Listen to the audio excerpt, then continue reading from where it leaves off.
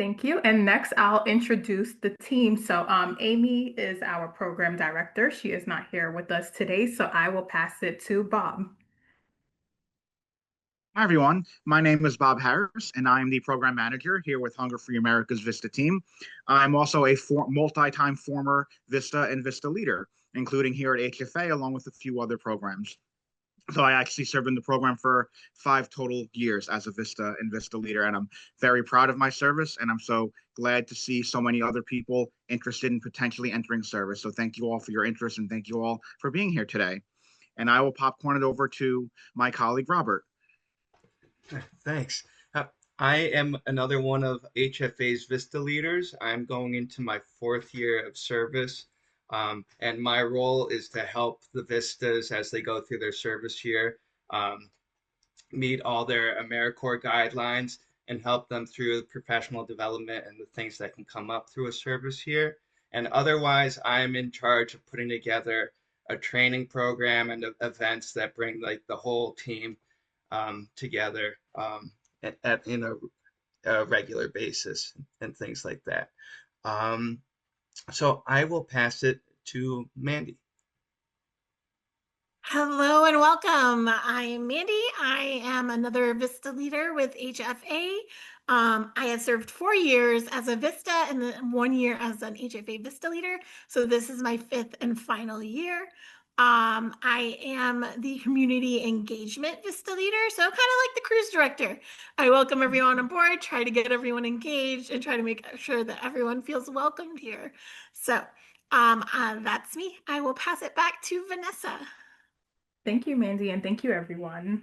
So, before we get started, I'll be diving into a quick icebreaker. So, Robert, you can go to the next slide, please. So, the icebreaker is, what does food justice mean to you? So, everyone take some time to just answer in the chat, or you can unmute yourself if you want to share. What does food justice mean to you?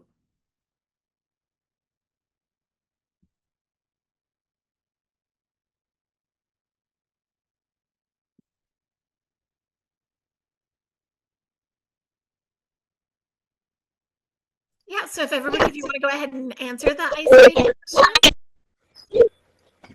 question. I would say an equitable chance for everyone to access food. Nice. Thank you. Lisa says everyone having access to healthy and nutritious foods.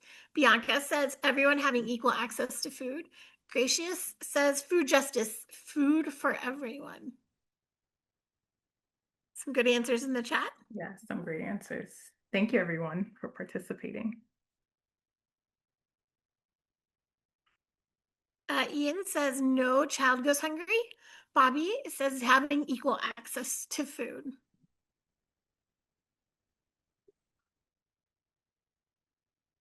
Those are some great answers. And for me, I would say pretty much along the same lines that everyone gets access to food, but also affordable food because these days it's tough to just buy groceries without spending like a lot of money.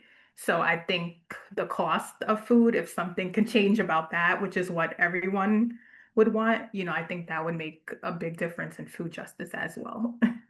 So thank you everyone for sharing. It's great to see all the different. Yes, that's right. Food quality. Thank you everyone for sharing. It's good to see all the different perspectives and experiences everyone is bringing into this space. Robert, next slide, please.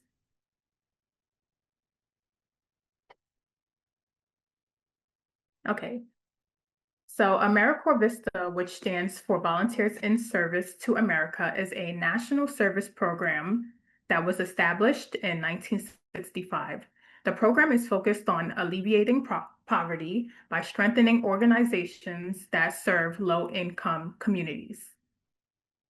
One important thing to note is that VISTA is a full-time 1-year commitment, and members typically serve about 40 hours per week.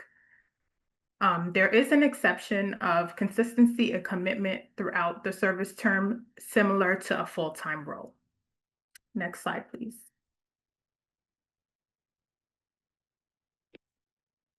So Hunger Free America is a national nonprofit organization working to end hunger through advocacy, community programs, and strengthening food security initiatives. Our VISTA members play a key role in supporting this work through partnerships, outreach, volunteer coordination, and program development. Next slide, please.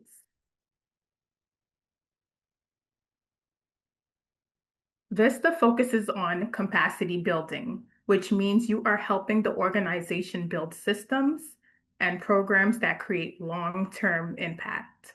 Rather than direct service, you are working behind the scenes to strengthen operations and expand reach. You also do not need extensive experience to apply to the VISTA program. Many of our VISTA members are recent graduates or individuals transitioning into new career paths. What matters most is your passion, commitment, and willingness to learn and grow. Next slide, please.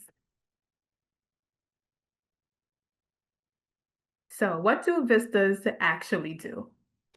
VISTAs support a variety of projects such as volunteer recruitment, outreach planning, program development, research, and building community partnerships. When it comes to placement, candidates typically apply to specific roles or locations, and during the interview process, they are matched with the host site. So it's really a combination of your interests and the needs of the organization. Next slide, please. So this is just some of our program impact from our last year. And as you can see, the stats, these statistics highlight the impact of our VISTA members have made over the past year, from recruiting thousands of volunteers to helping individuals access SNAP benefits and nutrition education. Vistas truly play a key role in creating long-term sustainable change. Next slide, please. And now I will pass it over to Bob and he will explain the benefits. Yes, thank you so much, Vanessa. So what are the benefits of serving as a VISTA? So first and foremost, all VISTA members receive a living allowance, which is provided bi-weekly to help cover basic expenses. The other big thing that members get is what's called an end of service award, which can be used either toward education, if you select the education award, or taken as a cash stipend at the end of your service term. You only get one or the other, but for the end of service, the education award, you can use that toward either student loans that you already have for past education, or you can use it for future education if you would like to continue your education further after that point. So you have two options there. There are also a number of other additional benefits that include professional development opportunities, healthcare support, relocation assistance for members who are moving more than 50 miles to serve, and also what's called non-competitive eligibility. And that's for if you're interested in working for the federal government after AmeriCorps service, you have 1 year of non-compete, which is where you get access to, seeing some federal jobs before the general public gets access to those jobs. So that's another additional benefit. And along with that, you also get loan forbearance and deferment during your service as well. So one important thing to note is that the living allowance is not a traditional salary. While that is your pay for your service, and so to speak, it is not a traditional salary in the way some others in the other jobs might see it. It's a biweekly. It's a living allowance. It's a set amount. It's based on the county that you are physically serving, your service term in, and we can provide the what that looks like for county by county based on what that is. As another thing to keep in mind is that many members budget carefully. They may live with roommates, they may receive some additional support, and some members do take on part-time work depending on their site, but the program itself is designed to be a full-time commitment. Next slide, please.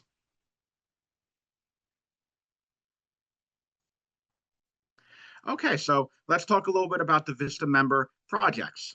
And so VISTA member projects fall under three more general categories, and that also dictates how the position titles will be created. These are the three categories, and we'll go over a little bit more thoroughly in the next slide. So one of them is volunteer recruitment and management, which would fall under the category of volunteer coordinator VISTA member.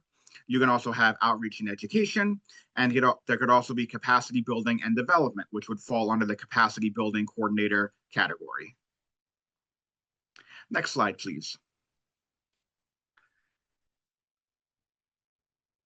Okay, so here we have some examples of what a VISTA assignment description looks like, also known as VAD. And this basically is what outlines the responsibilities, the goals, and the scope of each role so that all of you have a clear understanding of what you would be working on throughout your service year. And so just to take an example from one of the three categories, looking at the Education and Outreach Coordinator VISTA, that position focuses on researching and analyzing food assistance programs, promoting awareness through educational materials, building partnerships with social service organizations, and compiling a final report with data-driven recommendations. So that is just like a very broad scope of like what an Education and Outreach Coordinator VISTA member would do across their full 12 months of service. And obviously each VAD will be different for each position, and there'll be much more specific items in there of like outlining the exact details of what you would be doing with your respective host sites that you would be placed with. And next slide, please. Yeah, so now just to quickly go over the application process. The first thing that you would do is you would submit your application through the My AmeriCorps portal, which I know is something that many of you may have already done. Following that, your applications are reviewed by our team here at Hunger Free America. And following that, you will then begin interviewing with host sites that you would be matched with. And so while you are submitting an application to us as like the general overarching program, Hunger Free America, you will be interviewing and placed with individual host sites, which are located all across the country. We don't have an exact list of each state that we would be having members in quite yet, but it's a number of states. It's over a dozen, probably 24 different states that we'll have members placed in. So following all that, you will go through the selection process, and you will do green light calls with some members of our team as well. And then following that will be the final placement and the service start. And one key date that I would say is that for most of our VISTA positions, the start date is in mid-August. So between now and August is when this whole process will be taking place, although much of it will take place during the spring months as final selections will have to take place around the June timeframe. And with that, I will pass it back to Vanessa onto the last slide, please. Thank you, Bob. So now we will move into our Q&A session, and we'll open up for questions. So feel free to drop your questions in the chat or come off mute if you would like to ask us any questions. So we'll all be here to answer. Hi, this is Lisa Wright. I have one quick question. Mhm. So I'm in Rochester, New York. How many vistas will you choose, like in like particular in our areas? Oh, Bob, I'll let you take this one. Yeah. So we're still finalizing our host site list. We're not 100% sure exactly how many members will be placed in any particular city or area quite yet. So we're currently in the process of reviewing the host sites that wish to have VISTA members serve with them. And they're located around the country. And so we're still figuring out exactly where we're going to have members placed. So unfortunately, that's a long way of saying I don't know yet, but we're hoping to find out very soon within just a week or so, like where our host sites will be exactly. And then we can say, okay, where will VISTA members be located? Thank you. Absolutely. I had a question. This is Ian. Sure. Do we get to choose where we're placed? Because you said it's all over the country. Do we get to choose, or you guys place us where you guys want to? So for that, we don't place you, but basically, we're going to have something called a host site fair coming up in April, and we're going to have one in May. So we're going to do one for East Coast and one for West Coast. And some of you will have the opportunity to do first round interviews with those host sites that will be selected soon. And then after that, we provide you with the host site contacts, and you get to go through the full list and see what your interests are. So you have to get in contact with the host site supervisors as well and speak to them, and then you can interview with them again or So that's how the process will work. So, but we don't choose exactly like your location. Okay. And also, you said we have no compete to get like a federal job. Do we have that non-compete during service or just after we finish that 1 year? Yes, the non-competitive eligibility is after you finish your 1 year. Okay. And my last question is, you said there was like a living allowance. Can you guys disclose how much that would be? The living allowance is different for every county. So depending on where you are, that will determine the rate that you get for your living allowance. So like, if you live in New York, it may be different than what it is for New Jersey or for Mhm. California. So Right, right. everywhere, everybody has like a different living allowance rate. Okay, thank you. No problem. And also, in my first welcome email, I did share a recruitment booklet with you guys. So just refer back to that email because in that booklet, it has like everything in it and it goes a little bit more deeper and you'll be able to see like the numbers and you can actually click on the links in that booklet and it'll take you to that information like about living allowance and counties and things like that. All right, so we're definitely done very early. It didn't take as much time as I put on the calendar, but this session was recorded, so if you do need it again and you want to rewatch it, I will send it out to you. So just reach out to me if you do want, or if you came in late and you missed some of the parts before, I can send it to you. And other than that, I look forward to being in touch with the next steps in the process. So I hope you all enjoy the rest of your day.